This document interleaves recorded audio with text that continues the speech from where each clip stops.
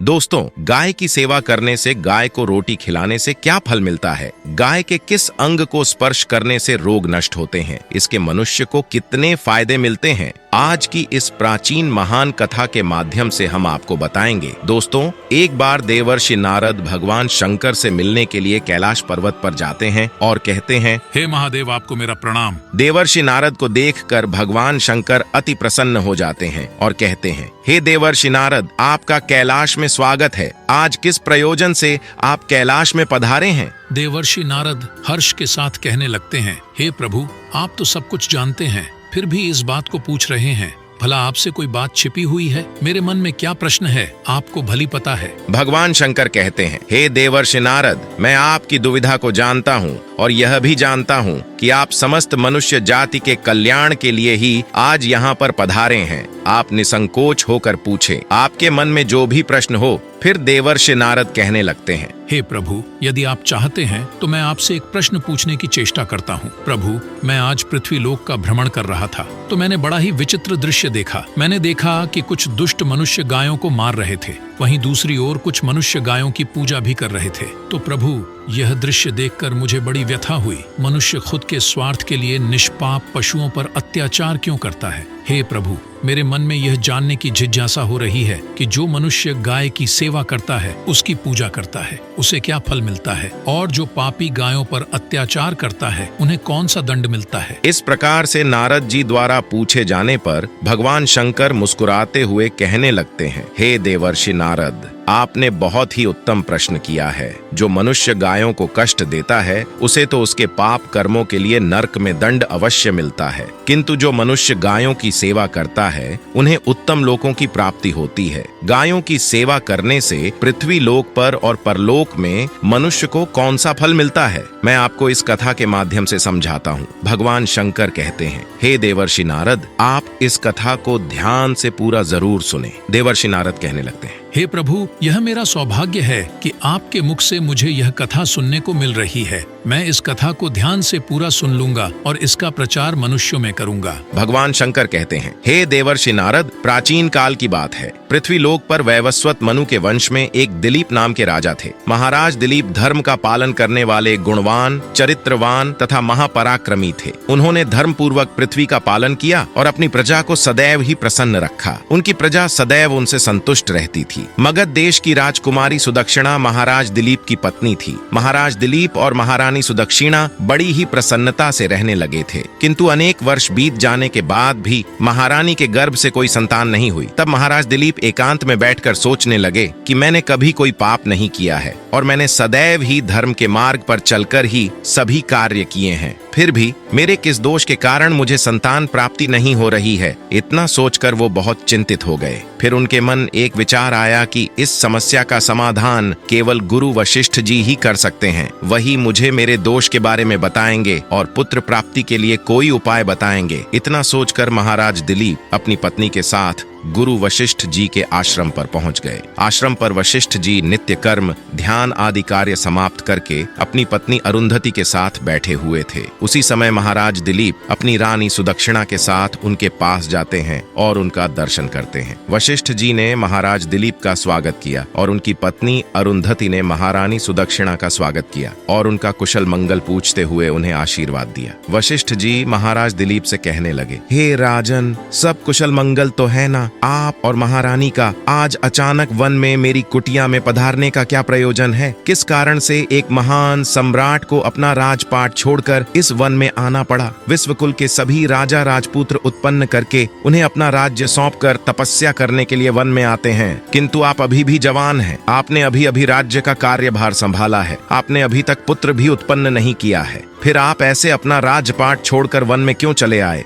यह आप जैसे महान सम्राट को शोभा नहीं देता है। भगवान शंकर कहते हैं, हे देवर्षि नारद। फिर महाराज दिलीप कहते हैं, हे महर्षि, मैं आपके यहाँ पर तपस्या करने के लिए नहीं आया हूँ। गुरुदेव, मैं आपके पास सहायता मांगने के उद्देश्य से आया हूँ। कृपया आप मेरी सहायता कीजिए, मैं बहुत दुख में हूँ। फिर महर्षि वशिष्ठ जी कहते हैं, हे राजन, आपके जैसे महान सम्राट को भला किस बात की सहायता चाहिए? आप तो स्वयं सभी की रक्षा एवं सहायता करने में सक्षम हैं। महाराज दिलीप कहते हैं, हे गुरुदेव, मैं आपके पास यह जानने के लिए आया हूँ कि किस दोष के कारण मुझे अभी तक पुत्र की प्राप्ति नहीं हुई है। कृपया आप अपनी दिव्य शक्ति से जानकर मुझे मेरा दोष बताइए और उस दोष के निवारण के लिए उपाय भी अवश्य बताइए। पुत्र के बिना मेरा जीवन व्यर्थ हो जाएगा, मुझे मुक्ति नहीं मिलेगी। तब महर्षि वशिष्ठ जी कहते हैं, हे राजन, यह तो आश्चर्य की बात है, मैं अवश्य आपकी सहायता करूंगा। फिर महर्षि वशिष्ठ जी अपनी दिव्य दृष्टि से महाराज के भूतकाल को देखने लगते हैं तो उन्हें राजा की एक भूल के बारे में पता चलता है। महर्षि अगस्त्य महाराज से कहते हैं, हे राजन, आपसे एक बड़ी भूल हुई है जिसका आपको ज्ञान नहीं है। जब आप इंद्रलोक में देवराज इंद्र से मिलकर लौट रहे थे, तभी मार्ग में एक कल्प वृक्ष के नीचे खड़ी गाय और उसके बछड़े को आपने दुर्लक्ष्य कर दिया था। वह गाय और उसका बछड़ा अत्यंत भूखे और कष्ट में थे। आपने उस कामधेनु गाय को ना भोजन कराया और ना ही उसे नमस्कार किया। उस गाय ने आपसे सहायता भी मांगी थी, किंतु आप अपनी प्रसन्नता में खोए हुए थे और आपको उस गाय की पुकार भी सुनाई नहीं दी।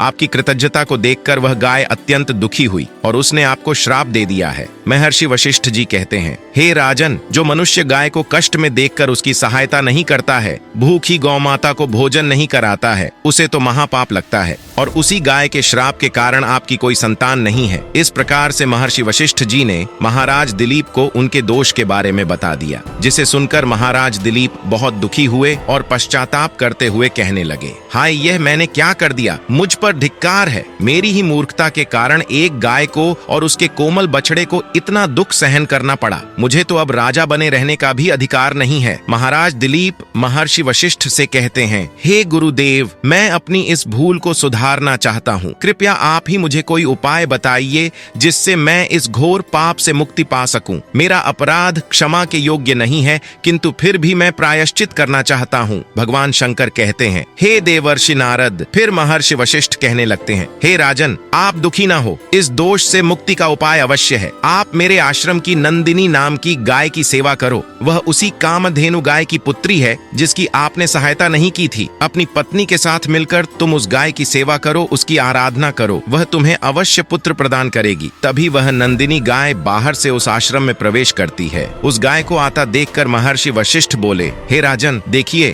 केवल स्मरण करने मात्र से ही कल्याण करने वाली यह नंदिनी गाय स्वयं चलकर आई है। आप बहुत ही भाग्यशाली हैं। यह गाय निश्चित ही आपके दुख दूर करेगी। आप वन में इस नंदिनी गाय के पीछे पीछे चलकर इसकी सेवा करो। जंगल में रहने वाले हिंसक पशुओं से इसकी रक्षा करो और आश्रम में लौटने पर रानी सुलक्षणा इस गाय की सेवा करें। इससे प्रसन्न होकर यह गाय तुम्हें निश्चित ही पुत्र प्रदान करेगी। भगवान शंकर कहते हैं, हे देवर्षि नारद। फिर महाराज दिलीप ने ऐसा ही करने का वचन दिया और फिर दूसरे दिन सुबह महारानी ने गाय की पूजा की और महाराज उस गाय को चराने के लिए वन में लेकर गए। जब वह गाय चलने लगती थी तो महाराज उसके पीछे पीछे चलते थे। इधर उधर से हरी हरी घास लाकर उस गाय को खिलाने लगते थे। जब वह गाय किसी वृक्ष के नीचे बैठती थी तो महाराज भी उसके साथ बैठकर विश्राम करते थे। महाराज उस गाय के शरीर से डांस और मच्छरों को हटाते थे और अपने हाथों से उसके मस्तक को सहलाते थे। इस प्रकार से महाराज उस गाय की सेवा में लगे। जब शाम हुई तो महाराज उस गाय के साथ आश्रम में लौट आए। आश्रम में पहुंचते ही उस गाय ने अपने खुरों से महाराज पर धूल उड़ाई, जिससे महाराज का शरीर पवित्र हो गया और उसके सभी पाप नष्ट हो गए। फिर महारानी सुदक्षिणा ने आगे आकर नंदिनी की अगवानी की और विधि पूर्वक उस गाय का पूजन किया तथा बारंबार उसके चरणों में मस्तक झुकाया। फिर उस गाय की प्रदक्षिणा करके हाथ जोड़कर वह उसके आगे खड़ी हो गई। फिर उस गाय ने उस रानी की पूजा को स्वीकार किया और रानी पर अपनी दृष्टि डालकर उसके सभी दोष समाप्त कर दिए। गाय की दृष्टि पड़ते ही रानी अत्यंत पवित्र हो गई। इस प्रकार से महाराज दिलीप को उस नंदिनी गाय की सेवा करते हुए 20 दिन बीत गए। फिर 21वें दिन महाराज जब गाय को लेकर वन में चले गए तो वह गाय चलते चलते हिमालय पर्वत पर चली गई। और महाराज भी उसके पीछे पीछे चले गए। वहां उस पर्वत पर खड़े होकर महाराज उस हिमालय पर्वत की सुंदरता को निहार रहे थे। इतने में ही एक शेर ने आकर उस नंदिनी गाय को बलपूर्वक दबोच लिया। राजा को उस शेर के आने की आहट नहीं हुई। उस शेर के चंगुल में फंसी नंदिनी ने दयनीय स्वर से बड़े जोर से चीत्कार किया,